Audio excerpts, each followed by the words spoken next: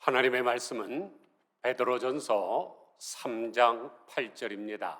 신약성경 380면 베드로전서 3장 8절에서 12절까지 봉독하겠습니다. 마지막으로 말하노니 너희가 다 마음을 같이하여 동정하며 형제를 사랑하며 불쌍히 여기며 겸손하며 악을 악으로 욕을 욕으로 갚지 말고 도리어 복을 빌라. 이를 위하여 너희가 부르심을 받았으니 이는 복을 이어받게 하려 하심이라.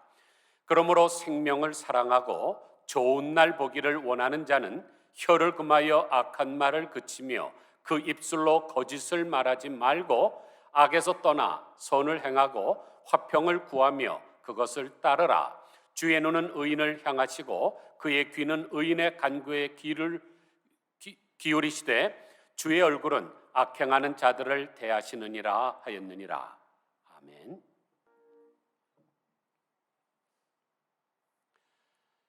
일일 시오일이라고 하는 책이 있습니다. 일본에서 오랫동안 베스트셀러에 올랐고 평생토록 곁에 두고 읽어야 되는 책이라는 평가를 받고 있는 책입니다. 이 책은 모리시타 노리코라고 하는 20살 난 여학생이 쓴 책인데 일일 시오일이라는 단어는 그녀가 만들어낸 단어는 아닙니다. 아주 오래전부터 사용되는 단어인데 일일 시오일이라는 말은 당나라 말서부터 북송 초까지 5대에 걸쳐서 활약을 했던 운문선사가 던진 화두입니다. 그러면 일일 시오일, 일이 무슨 뜻일까요? 한문으로 두 단어가 이렇게 반복으로 나오면 그것은 복수형이 됩니다. 그러니까 매일매일 좋은 날 또는 날마다 좋은 날이라는 뜻이죠. 사랑하는 성도 여러분, 우리가 살아가면서 가장 기쁜 날이 언제일까요? 아마도 생일일 것입니다. 그런데 내 삶이 날마다 생일이면 얼마나 좋겠습니까? 저는 여러분의 남은 생애가 날마다 생일이 되기를 축원드립니다. 그런데 이것이 하나님의 마음이시기도 합니다. 그래서 오늘 본문 보면 생명을 사랑하고 좋은 날 보기를 원하는 사람들에게 주신 말씀입니다. 그런데 이 말씀은 대단히 중요합니다. 왜냐하면 여기서 말씀하시는 생명이란 단지 이 땅에서 우리가 살고 있는 이 유한적인 생명뿐만 아니라 저 세상에서 이어지는 영원한 생명까지 포함하기 때문입니다. 또한 여기서 말씀하시는 좋은 날이란 이 세상에서 누리는 행복한 날만 말하는 것이 아니라 저 세상에서 누리게 될 영광스러운 날을 포함하기 때문입니다. 그래서 9절 마지막 절을 보면 뭐라 그랬습니까? 이는 복을 이어받게 하려 함이라. 여기서 복은 유업을 말하는데 유업을 이어받는다는 것은 상속된다는 것이죠. 그러므로 우리는 이 땅에서의 생명과 행복을 누리고 저 하늘나라에서는 영생과 영광을 상속받아야만 합니다. 사랑하는 성도 여러분, 날마다 좋은 날이 되시기를 원하십니까? 원하는 대로 될지어다. 그렇다면 오늘 말씀을 마음에 깊이 새기셔야 됩니다. 그러면 우리가 어떻게 매일매일 좋은 날을 맞이할 수 있을까요? 성경을 생명책이라고 하는 까닭은 우리에게 생명을 주시는 것도 있지만 우리에게 해답을 주기 때문입니다. 많은 철학들은 문제만 던져주고 해답이 없죠. 그런데 성경은 해답을 줍니다. 오늘도 7가지로 말씀해주고 있습니다. 10절 보시죠. 그러므로 생명을 사랑하고 좋은 날 보기를 원하는 자는 혀를 금하여 악한 말을 그치고 그 입술로 거짓을 말하지 말고 악에서 떠나 선을 행하고 화평을 구하며 그것을 따르라 그랬습니다. 이 말씀은 좋은 날 보기를 원하는 사람들이 가지지 말아야 되는 부정적인 말과 가져야 하는 긍정적인 행동에 대해서 말씀하고 있는데, 그러면 하지 말아야 되는 말이 뭘까요? 2가지입니다. 악한 말과 거짓말. 이 악한 말과 거짓말을 하지 말아야 우리가 날마다 좋은 날을 볼 수 있습니다. 그런데 예전에 사용되던 개역 성경에서는 이 말을 괴hul이라고 번역을 했었죠. 괴hul이라는 말은 괴상한 말로 다른 사람을 속이는 것이나 정신을 어지럽히는 것을 가리킵니다. 그러므로 우리가 말을 할 때도 조심해야 돼요. 나도 모르게 악한 말을 할 수가 있습니다. 진실치 못한 말을 할 수가 있습니다. 그런데 동시에 우리가 들을 때도 조심해야 됩니다. 다른 사람이 말하는 악한 말과 이 거짓말을 들으면 내 영혼이 더러워지기 때문입니다.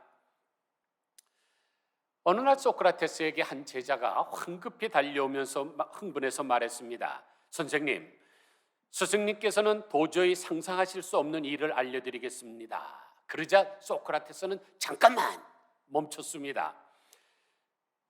내가 나에게 알려주려고 하는 그 말이 세계 채로 걸렀느냐고 묻습니다. 그러니까 제자가 무슨 뜻인지 몰라서 당황을 하니까 소크라테스는 이렇게 말했습니다. 내가 다른 사람에게 어떤 일을 알려주려면 반드시 적어도 세 개의 채로 걸러봐야 하는데 첫 번째 것은 진실의 채라고 부르는 것이다. 내가 말하려고 하는 것이 진실한 것이냐고 물었습니다. 제자는 저는 거리에서 들은 것인데 사람들이 모두 그렇게 말하고 있습니다. 그것이 진실인지 아닌지는 저도 확실히 모릅니다. 그러자 소크라테스는 그러면 두 번째 선이라는 채로 또 걸러보자. 내가 말하려는 것이 선의적이냐? 그러자 제자는 아닙니다. 도리어 그 정반대입니다. 라고 부끄러워서 고개를 숙였습니다. 그러자 소크라테스는 계속해서 그럼 세 번째 채인 유익의 채를 가지고 검사해보자. 내가 이렇게 급히 나에게 알려주려고 한 일이 정말로 유익한 것이더냐? 그러자 제자는 우물쭈물하면서 그렇게 유익하지는 않습니다만 이라고 대답했습니다. 그러자 소크라테스는 그 말을 중단시켰죠. 그 소식이 그리 유익하지도 않고 또한 선의적이지도 않으며 더욱이 그것이 진짜인지 가짜인지도 모르는데 내가 말할 필요가 있느냐? 쌍방울 부추겨 분란을 일으키는 사람이나 비방하는 자의 말을 쉽게 믿지 말거라. 말해도 우리를 혼란시킬 뿐이다. 이게 바로 삼사일언이요 삼사일청이죠. 우리가 다른 사람한테 말할 때 꼭 기억을 해야 됩니다. 이 소크라테스가 말한 세 개의 채로 걸러야 됩니다. 음식 잘하는 사람들 늘 그렇죠. 부침개를 할든지 또는 계란 말이를 할 때도 못하는 사람은 그냥 깨놓고 그냥 하니까 이 텍스처도 막 이상하고 안에 알끈도 있고 그렇죠. 채에 걸러야 고운 가루가 나야 부침개도 맛있고 계란말이도 맛있는 것입니다. 말도 마찬가지예요. 그냥 나오는 대로 나가면 알끈이 나가고 뭐 도끼 나가고 청 날라가고 그러죠. 걸러야 됩니다. 그런데 말하는 것뿐만 아니라 삼사일청, 다른 사람이 나에게 말할 때도 그걸 잘 걸러야 됩니다. 그냥 받아들이게 되면 나도 모르는 사이에 그 악한 말과 거짓말로 인해서 내 영혼은 병들고 맙니다.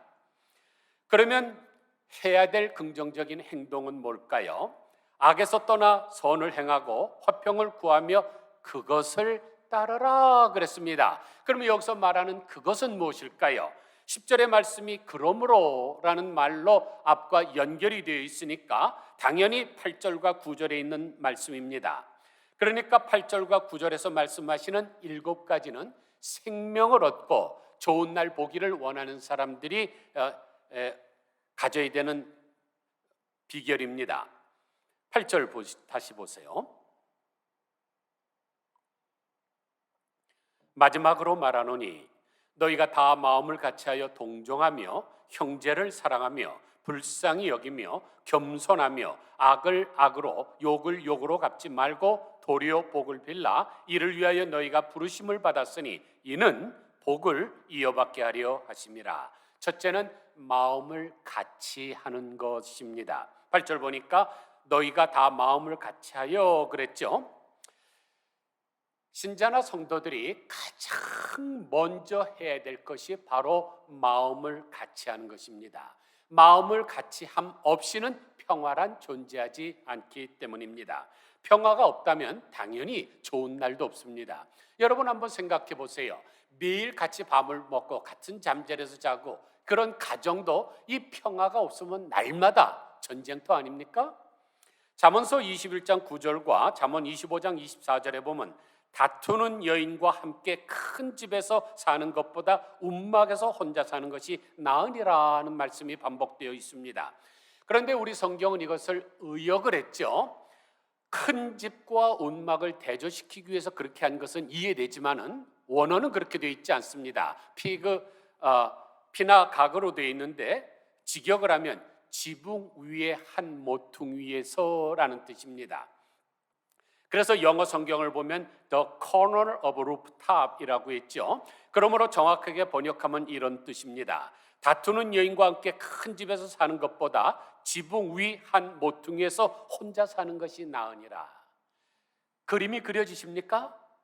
지금 큰 집이에요. 그런데 집에 여기 꼭대기 저 코너 저 이렇게 경사되는데 거기서 혼자 사는 게 낫다. 평화가 없는 것이 얼마나 불안한 것을 보여주죠. 떨어지면 불구자든지 죽습니다. 그런데 마음을 같이 한다는 말은 단순히 의견 일치나 획일적인 통일을 뜻하지 않습니다. 만약 그렇다면 누가 가장 마음을 같이 하는 사람들이 되겠습니까? 북한의 공산주의자들이죠. 김일성이 한마디만 하면은 모든 사람의 어떤 반항이 없이 그냥 순종을 합니다. 그것을 누가 평화라 그럽니까? 불종이라고 부르죠. 그러므로 마음을 같이 한다는 말은 다양한 의견을 가지면서도 한 마음이 되는 것을 의미합니다. 그것이 바로 성숙함이죠. 어린아이들의 특징이 뭡니까? 어린아이들은 줄넘기, 다마치기 뭐 이런 거라 조금만 마음이 안 되면 너랑 안 놀아! 그러고 집으로 싹 들어가죠. 잘 삐친다는 것입니다. 그러나 성숙한 인격을 가진 사람은 자기와 의견이 다릅니다. 생각이 달라요. 토론이 일어날 수도 있습니다. 그럴 때 이해하고 수용하고 관용하고 받아들이는 사람, 그런 사람을 우리가 성숙한 사람이라 그러지, 너랑 안 놀아! 그러고 삐쳐서 다른 교회 가는 사람을 성숙한 사람이라고 얘기하지 않습니다. 거기에 화평이 있고 행복이 있습니다. 그러므로 마음을 같이하여 하나가 되는 삶을 살아가는 사람은 날마다 좋은 날이 되는 것입니다. 둘째는 동정하는 것이죠. 동정을 헬라어로 쉼파이데스라고 하는데, 쉼파이데스는 함께 고통을 당한다는 뜻입니다. 그러니까 고통을 당하고 있는 사람의 처지를 10분 이해해서 고통에 함께 동참하는 것이 진정한 동정이죠. 그런데 베드로전서가 기록될 당시는 로마 시대였는데, 로마 시대는 엄격한 계급주의 사회였습니다. 이런 사회에서 가장 금깃이 되는 마음이 뭐냐면은 동정하는 마음입니다. 여러분, 당시에 로마는 자유인보다 노예가 훨씬 더 많았습니다. 그런데 만약 주인이 노예를 보면서 저들도 사람인데 저렇게 불쌍하지, 그런 마음을 갖기 시작하면 로마 사회의 국기는 무너지고 맙니다. 그래서 로마 제국에서는 공감이나 동정이란 감정을 아주 천박한 정서로 취급을 했습니다. 대신 이 심패티보다는 에페티를 최고의 가치로 인정을 했죠. 그러면 에페티가 뭡니까? 냉담이죠. 냉담한 거. 세 가지 없는 것을 말하는데 무감각, 무감정, 무관심입니다. 그래서 로마 사람들은 가장 최고의 신을 누구로 섬겼습니까? 제우스죠. 제우스는 인간에 대해서 엄청나게 잔인했습니다. 그런데 우리가 믿는 하나님은 어떤 분이십니까? 우리 하나님을 한마디로 표현하는 단어가 바로 체휼이라는 단어입니다. 히브리서 4장 15절을 보면 우리에게 있는 대제사장은 우리 연약함을 체휼하지 아니하는 자가 아니요 모든 일에 우리와 한결같이 시험을 받은 자로 돼 죄는 없으시니라. 그러므로 우리가 긍휼하심을 받고 때를 따라 돕는 은혜를 얻기 위하여 은혜의 보좌 앞에 담대히 나아갈 것이니라. 우리가 이렇게 죄인 중에 죄수와 같은데도 우리가 때를 따라 은혜의 보좌에 담대하게 나갈 수 있는 이유가 뭡니까? 하나님은 우리를 체휼하시는 분이기 때문입니다. 다시 말씀드려서 동정하시는 분입니다. 그런데 하나님은 그 하늘의 영광을 버리시고 이 땅에 직접 내려오셨습니다. 그러니까 이론이 아니라 실제죠. 따라서 동정이란 마음속에 불쌍하다고 생각하는 정도가 아니라 실제로 내가 그들과 같은 자리로 내려가서 같은 아픔에 동참하는 것을 말합니다. 그럴 때 상처받은 사람이 치료함을 받고 여기에 회복이 있고 행복이 있습니다. 그러면 나도 덩달아 나도 기뻐지고 행복해지죠. 그래서 체휼하는 삶을 사는 사람이 날마다 좋은 삶이 되는 것입니다. 세 번째는 형제를 사랑하는 것입니다. 마태복음 22장 37절을 보면 예수께서 가라사대 내 마음을 다하고 목숨을 다하고 뜻을 다하여 주 너의 하나님을 사랑하라 하셨으니 이것이 크고 첫째 되는 계명이요 둘째는 그와 같으니 내 이웃을 내 몸과 같이 사랑하라 하셨으니 이 두 계명이 온 율법과 선지자의 강령이니라 그랬습니다. 하나님을 사랑할 때 어떻게 하라고요? 마음을 다하고 뜻을 다하되 심지어 목숨을 다해서 사랑하라고 말씀을 하셨습니다. 그런데 둘째는 그와 같으니 내 이웃을 내 몸과 같이 사랑하라 그랬습니다. 여기서 중요한 단어가 뭡니까? 둘째는 이와 같으니. 그와 같다는 말은 앞에서 말씀한 것과 똑같다는 뜻이죠. 그러니까 하나님을 사랑할 때 마음을 다하고 뜻을 다하고 목숨을 다하여 사랑하는 것처럼 이웃을 사랑할 때 마음을 다하고 뜻을 다하고 목숨을 다해서 사랑하라. 그것이 내 몸과 같이 사랑하라는 뜻입니다. 어느 현자가 제자들을 다 모아놓고 얘기했습니다. 밤에 어둠이 지나가고 새날이 오는 것을 어떻게 알 수 있느냐. 그러자 자신 있다고 생각한 한 제자가 얼른 대답을 하죠. 온 세상이 밝아오는 것을 보면 새날이 온 것을 알 수가 있습니다. 그러자 스승이 고개를 갸우뚱하면서 아니라 그럽니다. 그러자 두 번째 제자가 창문을 열고 사물이 그 형체를 드러내어 나무와 꽃이 보이기 시작하면 새날이 밝아온 것을 알 수가 있습니다 라고 했습니다. 그런데 스승님은 그것도 아니라 그럽니다. 그러자 다른 제자는 이렇게 얘기하고 이렇게 하고 다 얘기하는데 스승은 계속 아니라고만 답답합니다. 답답해진 제자가 스승께 묻지요. 선생님, 그러면 어둠이 지나가고 새날이 오는 것을 어떻게 알 수가 있습니까? 그러자 스승이 이렇게 대답합니다. 너희가 눈을 뜨고 주위를 둘러보았을 때 지나다니는 모든 사람들이 다 내 형제 자매로 보이면 그때 비로소 새날이 밝아온 것이란다. 사랑하는 성도 여러분, 새날이란 햇볕이 떠올라서 햇빛이 비쳐서 밝아질 때 새날이 오는 것이 아닙니다. 이웃을 보고 형제로 받아들일 수 있을 때 새날이 오는 것입니다. 그런 사람에게 좋은 날이 날마다 도래합니다. 네 번째는 불쌍히 여기는 것입니다. 마태복음 14장 14절을 보니까 예수께서 나오사 큰 무리를 보시고 불쌍히 여기사 그 중에 있는 병인을 다 고쳐주시니라. 이것은 병자를 고치시는 장면에서 하신 말씀이고, 마태복음 15장 32절 예수께서 제자들을 불러 가라사대 내가 무리를 불쌍히 여기노라. 저희가 나와 함께 있은지 이미 사흘임에 먹을 것이 없도다. 길에서 기진할까 하여 굶겨 보내지 못하겠노라. 이것은 칠병이어로 기적을 일으키시는 장면입니다. 누가복음 7장 13절 주께서 과부를 보시고 불쌍히 여기사 울지 말라 하시고 가까이 오사 그 관에 손을 대시니 청년이 살아난지라. 이것은 나인성 과부의 아들을 고치시는 장면입니다. 예수님께서는 항상 누구를 보든지 불쌍히 여기는 마음을 가지셨습니다. 그러므로 불쌍히 여기는 마음을 가진 사람이 바로 주님을 닮은 사람이죠. 그런데 불쌍히 여기셨다는 말은 헬라어로 스플랑크니조마인데 이 스플랑크니조마인은 에서 유래한 단어가 스플랑크논입니다. 그런데 스플랑크논은 창자, 심장이라는 뜻입니다. 그러므로 예수님께서 불쌍히 여기셨다는 말은 창자가 끊어질 정도로 아파하셨다, 심장이 쪼개지는 것 같은 고통을 느끼셨다는 뜻입니다. 그런데 놀라운 사실이 하나 있지 않습니까? 예수님께서 불쌍히 여기시기만 하면 이적이 일어났습니다. 죽은 자가 살아나고 오병이어 칠병이어로 수많은 사람들을 먹이고 또 병자를 고치셨습니다. 그러므로 우리가 삶을 살아가면서 정말로 놀라운 기적과 같은 일을 체험하기를 원한다면 마음에 불쌍히 여기는 마음을 가지셔야 됩니다. 왜냐하면 그 마음에 하나님께서 역사하셔서 놀라운 일을 행해 주시기 때문입니다. 그런데 우리 주변을 보면은 점점 강팍해져 가지 않습니까? 완악해져 가고 있습니다. 이 불쌍히 여기는 마음을 가진 사람 보기가 힘듭니다.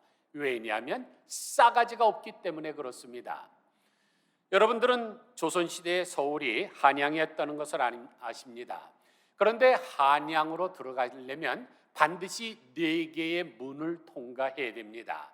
동서남북에 있는 문들이죠. 그런데 동대문은 인을 일으키는 문이라 그래서 홍인지문이라고 했고, 서대문은 의를 두텁게 갈고 닦는 문이라 그래서 돈이문이라고 했고, 남대문은 예를 숭상하는 문이라 그래서 숭례문이라고 했고, 북대문은 지혜를 넓히는 문이라 해서 홍지문이라고 했습니다.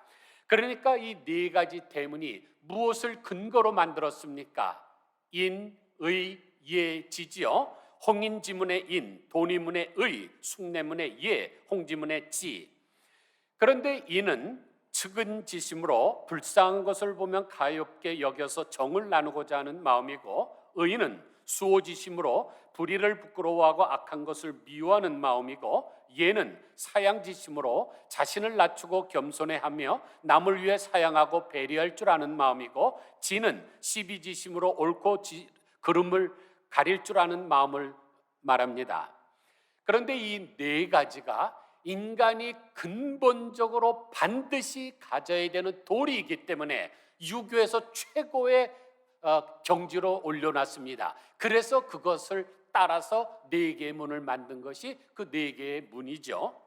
그러므로 이 4가지가 없는 것을 우리가 4가지가 없다, 4개가 없다, 싹수가 없다, 그래서 싸가지가 없다 그러는 것입니다. 그런데 그 4가지 중에서 가장 선행돼야 되는 것이 뭡니까? 인이죠. 측은지심, 불쌍히 여기고 측은하게 여기는 마음입니다. 그래서 미가서 6장 8절을 보면, 사람아, 주께서 선한 것이 무엇임을 내게 보이셨나니 여호와께서 내게 구하시는 것은 오직 정의를 행하며 인자를 사랑하며 겸손하게 내 하나님과 함께 행하는 것이 아니냐 그랬습니다. 이렇게 살 때 날마다 좋은 날을 맞이하게 됩니다. 5째는 겸손한 것입니다. 예수님께서 나는 마음이 온유하고 겸손하니 나의 멍에를 메고 내게 배우라, 그리하면 너희 마음이 쉼을 얻으리라 그랬습니다. 마음이 온유하고 겸손한 것이 이 힘들고 피곤한 세상을 살아갈 때 참다운 쉼을 얻는 비결이고, 또한 좋은 날을 보는 방법입니다. 그래서 베드로전서 5장 6절을 보면, 하나님의 능하신 손 아래에서 겸손하라, 때가 되면 너희를 높이시리라 그랬죠. 겸손해져야 높아집니다. 세상에서는 이해가 안 되지만 이것은 하나님의 나라의 역설입니다. 그래서 마태복음 20장 26절을 보면, 너희 중에 누구든지 크고자 하는 자는 너희를 섬기는 자가 되고, 너희 중에 누구든지 으뜸이 되고자 하는 자는 너희 종이 되어야 하리라 그랬지요.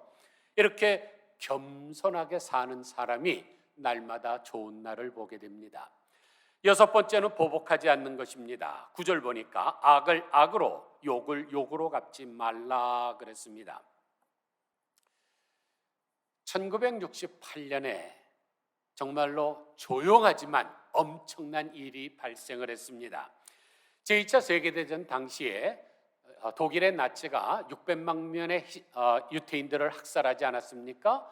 그 600만 명을 학살한 사람의 주범이 바로 아돌프 아이히만입니다. 그런데 그가 전쟁 끝나고 나서 아르헨티나로 도망가서 변장하고 숨어 살고 있었는데, 이스라엘의 첩보대인 모사드가 그를 발견해 갖고 찾아와서 이스라엘에서 재판을 하게 되었습니다. 그런데 사형 선고를 받았죠.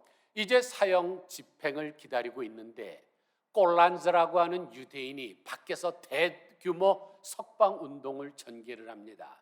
여러분, 이게 말이 됩니까?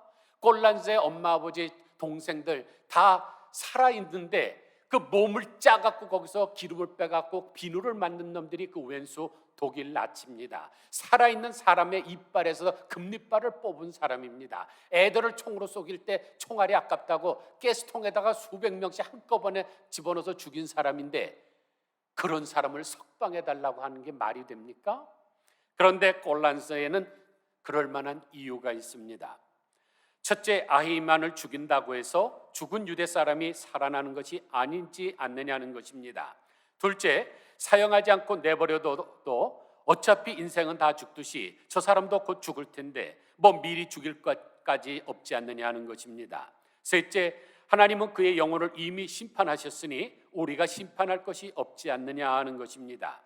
넷째, 동생을 죽인 가인도 하나님은 용서하셨는데 우리가 누구를 정죄해서 그것이 옳단 말이냐 하는 것입니다. 마지막 다섯 번째가 우리의 가슴을 뜨겁게 하는데, 사랑이 식어지는 세상에 이제부터라도 참 사랑을 심어가야 하지 않느냐 하는 것입니다. 사랑하는 성도 여러분, 우리도 사랑이 식어가는 이 세상에 참다운 사랑을 심어가야 되지 않겠습니까? 그렇다면 악을 악으로 욕을 욕으로 갚아서는 안 됩니다. 그래서 로마서 12장 19절을 보면, 사랑하는 자들아, 너희가 친히 원수를 갚지 말고 진노하심에 맡기라. 기록되었으되 원수 갚는 것이 내게 있으니 내가 갚으리라고 주께서 말씀하십니다. 그런데 흥미로운 것은 악으로 악을 갚지 말고라고 할 때 그 갚지 말라는 단어는 헬라어로 아포디돈 테스인데 부정어 매에 당연히 갚아야 할 것을 가리킬 때 사용하는 아포디도미가 합쳐져 있습니다. 그러니까 당연히 갚아야 될 것도 갚지 말라는 것이죠. 일곱 번째는 복을 비는 것입니다. 9절 보니까 보복하지 말고 도리어 복을 빌라고 하셨고, 로마서 12장 14절에서는 너희를 핍박하는 자를 축복하라, 축복하고 저주하지 말라 그랬습니다. 사람들은 누구나 다 복을 받기를 원합니다. 제가 중국 하얼빈에 선교를 갔을 때 중국 사람들은 어디에든지 다 복을 해놨더라고요. 그냥 문에도 해놓고 숟갈에도 해놓고 베갯잎에도 해놓고. 그래서 이렇게 한다고 복을 받는 게 아니다. 하나님을 믿어야 복을 받는다. 그러니까 이 복자를 뒤집어 놓더라고요. 하늘에서 떨어지면 받으려고. 이게 사람들의 본능입니다. 누구나 다 복을 받기를 원합니다. 그런데 이 축복과 복은 엄연히 다릅니다. 축복은 사람이 하는 것이고 복은 하나님이 주시는 것이기 때문입니다. 그래서 그 축복의 축자가 뭐예요? 빌축자죠. 우리가 예배 끝나고 목사님들이 손들고 축복 기도하는데 복을 비는 거지 우리가 복을 주는 게 아닙니다. 복은 오직 하나님으로부터 옵니다. 그런데 사람들은 복을 받기는 원하면서 축복하는 데 너무너무 인색합니다. 그러나 민수기 6장 27절에 이렇게 말씀하십니다. 그들은 이같이 내 이름으로 이스라엘 자손에게 축복할지니 내가 그들에게 복을 주리라. 내가 다른 사람을 축복해야 내가 복을 받습니다. 그런데 많은 사람들이 그렇지 않아요. 그저 다른 사람 잘 되는 꼴을 못 보죠. 사촌이 땅을 사도 배 아픈 세상에. 그래서 다른 사람을 축복하지 않으면서도 나는만을 복을 받기를 원합니다. 그런 사람은 복을 잘 받기 어렵습니다. 먼저 다른 사람을 축복하셔야 돼요. 그래야 나도 복을 받습니다. 말씀을 정리합니다. 오늘 저는 이 땅 위에서 생명과 저 세상에서의 영생, 그리고 이 땅 위에서 행복과 저 세상에서 영광을 얻는 7가지 방법에 대해서 말씀드렸습니다. 그것은 첫째, 마음을 같이 하는 것, 둘째는 동정하는 것, 셋째, 형제를 사랑하는 것, 넷째, 불쌍히 여기는 것, 다섯째, 겸손한 것, 여섯째, 보복하지 않는 것, 일곱째, 복을 비는 것입니다. 아무쪼록 남은 생에 날마다 매일매일 생일같이 사시다가 저 세상에서도 생명과 영광스러운 유업을 상속받으시기를 주님의 이름으로 간절히 축원드립니다. 기도하겠습니다. 하나님 아버지, 성경은 생명책인 줄 압니다. 막연하게 가르쳐 주는 것이 아니라 정확하게 가르쳐 주시는데 우리가 지혜가 없어서 깨닫지 못할 때가 있습니다. 우리가 생명을 사랑하고 좋은 날 보기를 원한다면 그것은 이 땅에서 유한한 생명뿐만 아니라 영원한 생명도 포함하고 이 땅에서 행복뿐만 아니라 저 세상에서 영광까지 다 포함한 말씀인 줄 압니다. 그렇게 하기 위해서 우리에게 7가지 방법을 가르쳐 주셨는데 이것을 마음에 새기게 하여 주옵소서. 그리고 그것을 실천하게 하여 주시기를 원합니다. 그리하여 날마다 매일매일 좋은 날이 되게 하시고 결국 하나님의 나라에서 이 영광스러운 유업을 다 상속받게 하여 주시옵소서. 예수 그리스도의 거룩하신 이름으로 간절히 기도드리옵나이다.